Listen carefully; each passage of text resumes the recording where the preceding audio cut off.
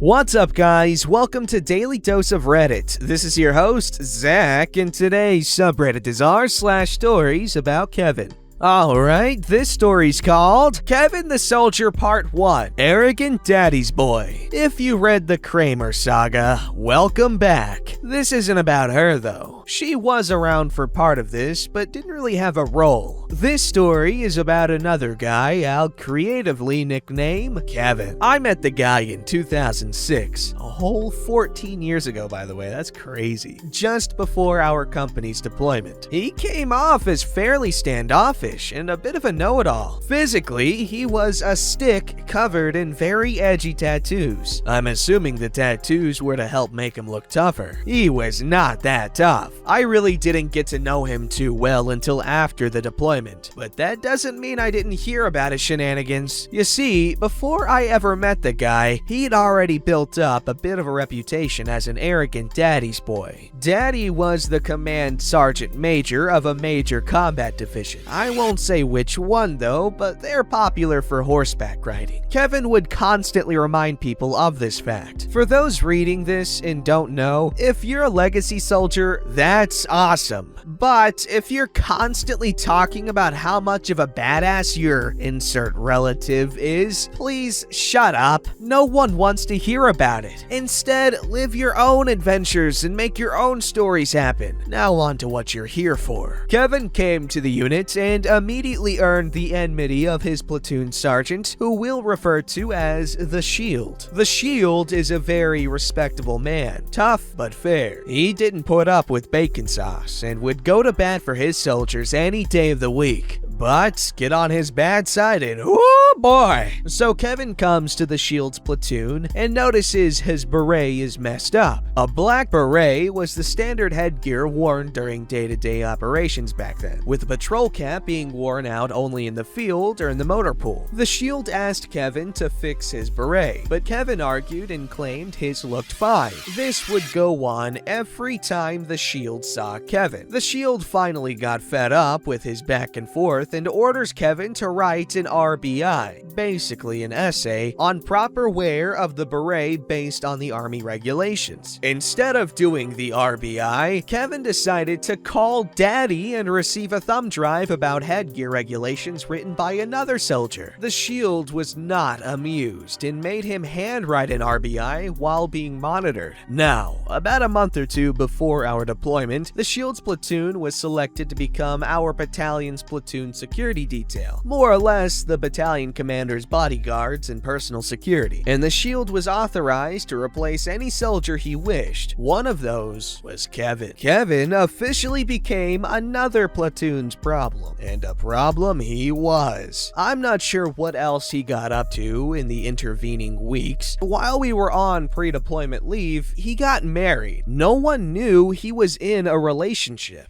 And of course, his new team leader, who I'll call Dog Cop, had received an earful from their platoon sergeant and our first sergeant. This whole other bag of worms had its own consequences that I'll share in a separate post. So while in Iraq, Dog Cop had his hands full with Kevin, but I'm only gonna share the juicy bits. One of the biggest issues with Kevin was he was a bit of a coward. He'd talk big game, but when it came to execution, he failed miserably. As Dog Cop's truck gunner, he developed a habit of dropping into the cab of their truck anytime anything remotely sounding like an explosion or gunshot was heard. Okay, my question is, what sounds like explosions just randomly throughout places? Now, to emphasize the issue with this, a truck's gunner is their lifeline. When trucks come under attack, it's up to all three members of the team to get them through any dangerous situation. The gunner has to provide defense while the driver finds an escape route, and the team leader calls for assistance and coordinates an escape route with the rest of their squad. This is the part where Kevin's team very nearly did not make it out of Iraq. The squad, basically 4 teams in separate trucks, had been on patrol when an improvised explosive device, an IED, was set off near Kevin and Dog Cop's truck. The squad started to receive heavy fire when wooden units you know it, Kevin dropped down into the cab. Dog Cop began ordering Kevin to return fire, but Kevin, being Kevin, refused. Dog Cop then pushed Kevin out of the way and jumped into the turret to return fire, all the while calling for assistance. Long story short, Dog Cop is a badass, and they made it out alive. Dog Cop was furious at this point, though. He'd been putting up with Kevin's bullcrap for a while, but this was the breaking point. After returning to camp, Dog Cop had Kevin meet him in a well-shaded area. He provided Kevin with a pair of gloves, a bottle of water, and allowed him to remove his outer shirt. Dog Cop proceeded to start smoking Kevin. Now, I know a lot of people expressed confusion as to what a smoking session consisted of in my Kramer story, so I'll elaborate. A smoking session is a punishment consisting of various physical exercises such as push-ups, sit-ups, whatever the smoker can think of to inflict on the smokee. The term smoking is a reference to the amount of vapor one exhumes while being smoked. You ever watch a pro football player and see the amount of steam billowing off of athletes on the sidelines? It's like that. It was more or less banned by the time I left the army due to some smokers taking the punishment too far, occasionally injuring the smokee. So Dog Cop begins the smoking session. Kevin lasts a rather pathetic 15 minutes before he reaches muscle failure, crying on the ground. Dog Cop released Kevin to get cleaned up. After cleaning himself up, Kevin then contacted Daddy, who is stationed a few camps over. Furious, Daddy and his entourage made a trip to our camp and demanded to see Kevin's chain of command. He proceeded to line them up from highest to lowest and went down the line, chewing every single one of them out for their perceived inadequacies, as well as their treatment of his son. When he got to Dog Cop, he managed to save some of the worst comments for him. When Daddy asked him if he had anything to say, Dog Cop let him have it. Dog Cop, plain as day, asked, "Is that your soldier?" Daddy was perplexed by this and said, "No." Dog Cop then asked, "If he was your soldier, would you have put up with the behavior he's demonstrated?" Daddy was perplexed and asked Dog Cop to explain. Apparently, Kevin never told Daddy about why he was being smoked, or any of the other shenanigans he'd been up to. Daddy thanked Dog Cop for the info and said, "You know, you're right. I've been looking at this from a father's perspective, not a team leader's. If he were my soldier,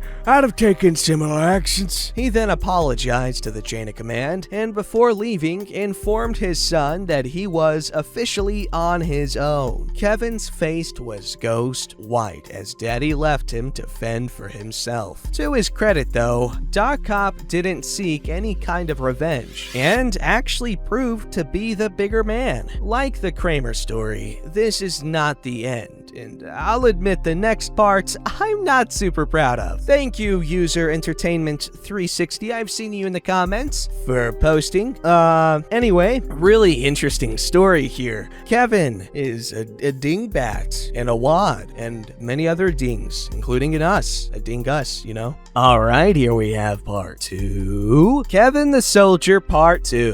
A Battle of Wills. Hey guys, welcome back. This is the final part, and I hope you enjoy. As mentioned, Kevin had an ego. While half of that was connected to Daddy, the other half was tied to his wife, Eve. Eve, apparently, was a girl he knew in high school. Not sure if they were friends, but it's pretty obvious from the way he talked about her, she was on a pedestal. During the deployment, there were a few times where people would question Kevin on random things, and Kevin would occasionally respond, "Have you seen my wife?" in a condescending way. She was fairly attractive and had a friendly personality. Before our deployment, Kevin managed to get her enrolled in TRICARE and got her on post housing, which was pretty amazing since he only did this in 2 weeks. I'm not 100% on this, but I'm pretty sure Daddy pulled some strings. Almost immediately after we deployed, though, Eve ended up in Tennessee to stay with a friend of hers. Kevin, being Kevin, didn't think anything of it.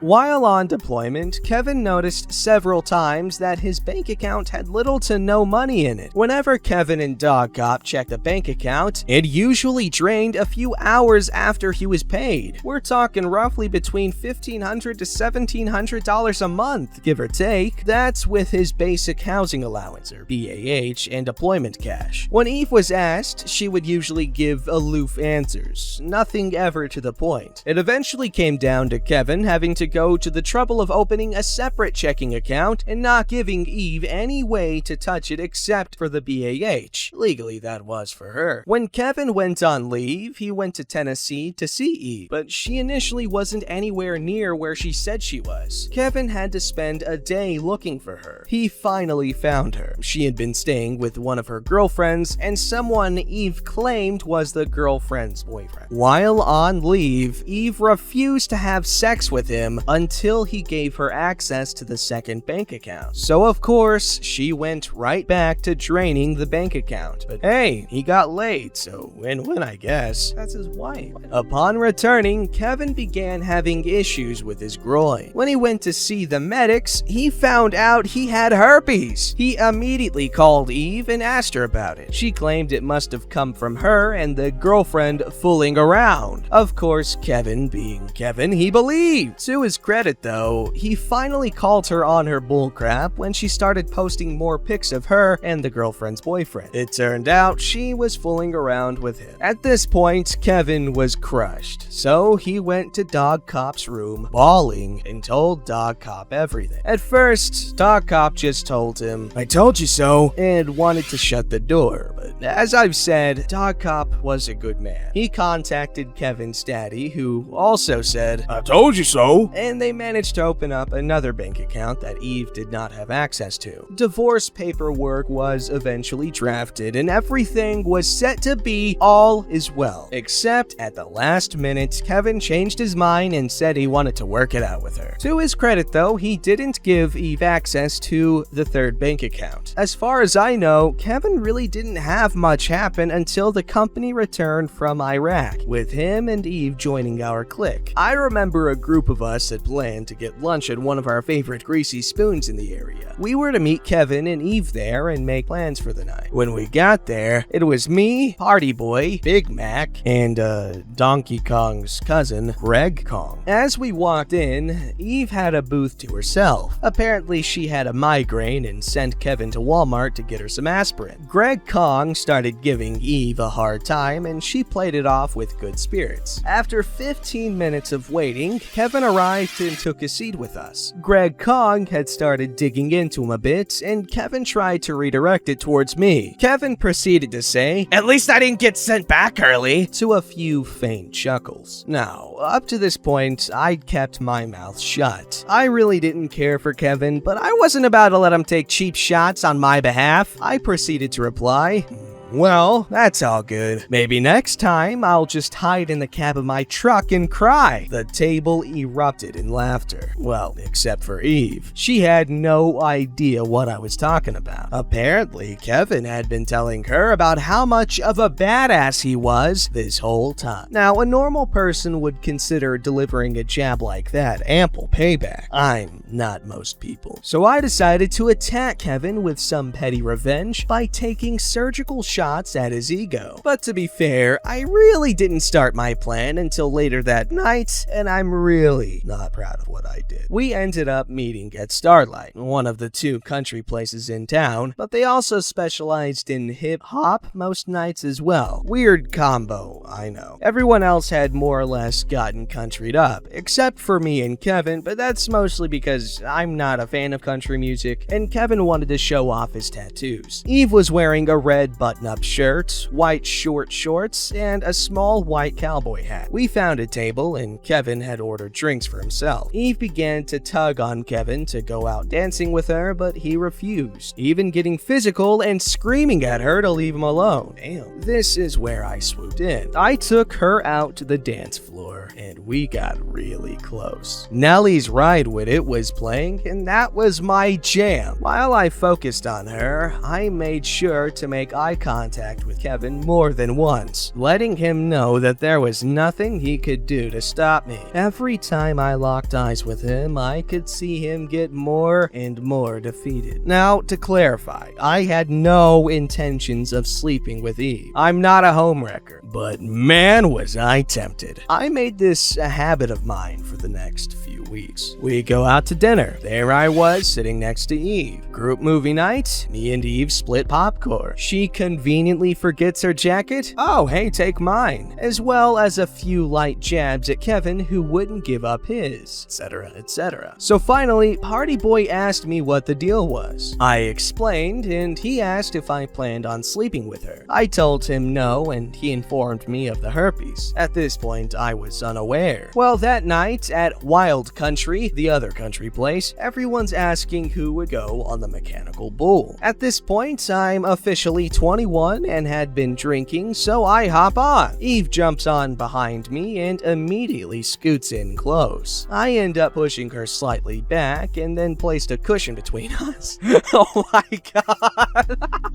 Oh my god. We ended up lasting maybe 2.3 seconds if y'all are interested. I don't know if that was to be like, hey, you know what, you're married, back up, or hey, get your herpes off my ass. After that, I saw less and less of Eve, mostly due to the road commitment our company had taken on, but also because Kevin and Eve had left our clique. Kevin and Eve eventually moved in with some mutual friends of mine, and they shared a place, so I occasionally saw her there. Apparently, they fought a lot. After a while, Kevin was given orders to Germany, so they left. I'm not sure what happened to Eve as Kevin finally divorced her. After that, Kevin stayed in the army and is now a combat advisor. He apparently really turned himself around. Hey, good for Kevin, and bad on Eve. That's messed up. I feel really bad that he got cheated on. And you know what? You can call him dumb for taking her back. When you're in a relationship and you love someone, they can really convince you. They're really convincing. Okay, so just take it easy on Kevin. At least with the first one. That was pathetic. But I'm glad OP acknowledged that Kevin became, less of a Kevin. This story's called Kevin Finds a Grenade. Kevin, male, about 40 at the time, and about 4 or 5 Kevinoid friends were camping on federal land and found an unfired grenade, the kind you would shoot out of the M79 grenade launcher. He brings the grenade back to camp and, as Kevin is wont to do, he throws it in the campfire. They all hide behind their trucks and the grenade goes pop. So they all come out and gather around the fire, and now the main charge goes off and they all get torn up with fragments, and the main Kevin gets it the worst, critically injured and permanently disabled, with the others all having some degree of injuries. They all attempt to sue the government for negligence, and the judge tosses the suit out. Well, good. That was just stupid. That's it. Stupidity. That's all. Idiots. Don't forget to like, subscribe, and hit that bell to never miss an episode.